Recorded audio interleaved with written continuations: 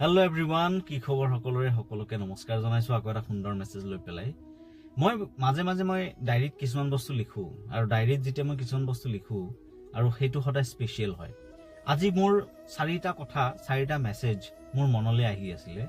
ভাবিলোঁ যে সেই মেছেজকেইটা মই ডায়েৰীত ধুনীয়াকৈ লিখি এটা কৈ 4 দিনত মই আপোনালোকৰ মাজত সেই মেছেজকেইটা লৈ আনিম। তাৰ মাজতে মই এটা আজি আপোনালোকৰ ওচৰত ক'ব বিচাৰিছোঁ যে খোৱা বস্তু যিমানেই দামী নহওক কিয় পচি গ'লে তাৰ কোনো মূল্য নাথাকে। খোৱা বস্তু যিমানেই দামী নহওক কিয় পচি গ'লে তাৰ কোনো মূল্য নাথাকে। ঠিক তেনেদৰে মানুহৰ যিমানেই শিক্ষা নাথাকক কিয় মানৱতা নাথাকিলে সেই শিক্ষাৰ কোনো মূল্যই নাথাকে। কি সুন্দৰ কথা।